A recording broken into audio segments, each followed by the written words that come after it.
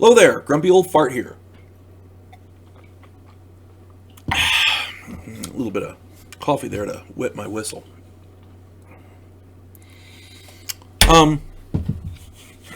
Shout out to everybody's favorite race car driver. Let's go, Brandon. I'm doing a movie review of the movie The Suicide Squad. It's a sequel to the 2016 movie, The Suicide Squad. I thought I already done the original, but I didn't, so I just did it, so now I do. That made no sense, but I understand hopefully you understand what I mean. This movie, The Suicide Squad, came out in 2021. It is an action-adventure comedy, and in the second outing of the super secret anti-hero program, the super shady and cold-blooded head of the Task Force X sends another contingent of these super-powered criminals to destroy, to the island nation of Corto Maltese, to destroy a weapon that may very well destroy the world. Apparently somebody on this island was working on a weapons program, and they needed to get that shut down. So that's why they sent these guys.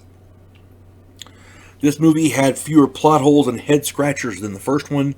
The first one didn't really have a lot of them anyway. This one was actually pretty good. This one was really good. Not near as many head scratchers. The other one had one main one, but this one doesn't have any. This one was really good. And it had a ton of conservative subtext in it, which means I really, really loved it. Most of the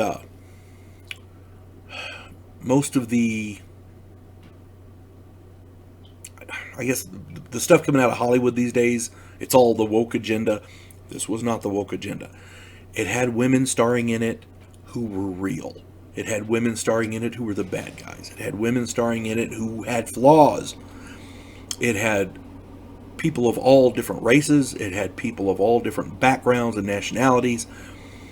And it was really, really good. If you get a chance to watch this, I really, really highly recommend it. The one thing that I wanted to note about this is at the beginning, I don't want to give any spoilers. I try not to do spoilers in these. And if I do spoilers, I try to give you a warning ahead of time. There is a distraction at the island at the beginning of this movie, and it is a hell of a feint. It threw everything off. I was literally knocked for a loop. A distraction has to be big enough so that the enemy will fall for it, but at the same time,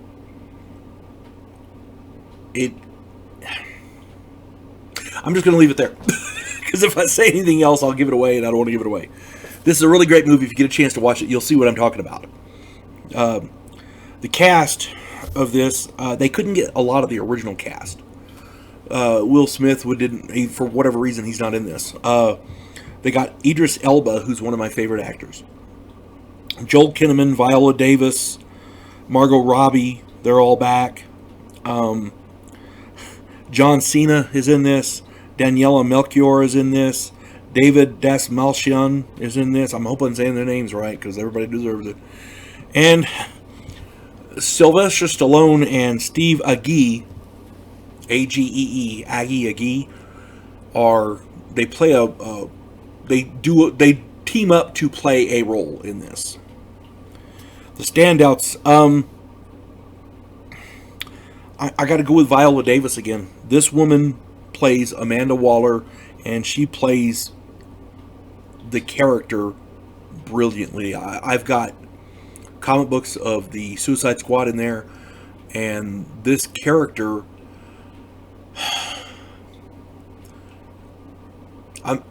Viola Davis captures the character perfectly. She is pure, cold-hearted evil, but for a good cause. Basically, my wife and I made this joke. Our evil bitch is better than your evil bitch. She does it well. She's such a great actress. She captures the character well. The other standouts, I could have went with anybody because they're all good. But I chose this. Sylvester Stallone and Steve Agee, they both play the character King Shark. I don't know much about the character, but I love the way they portrayed him in this. Sylvester Stallone plays the voice of the character, while Steve Agee plays the on-set version of the King Shark, and together they made it work. They made it work well. Sylvester Stallone has got a hell of a... He's a great actor in and of himself. So many great roles, Academy Awards, that kind of thing. But on top of that, he's got a great voice for this character, and he did it well. He played it really well. So yeah, if you get a chance to see the movie, The Suicide Squad, you want to watch the original one first from 2016. That'll set you up for this.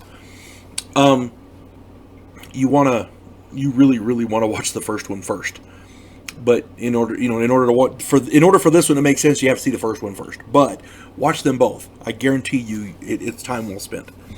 So if you get a chance, the movie is The Suicide Squad from 2021.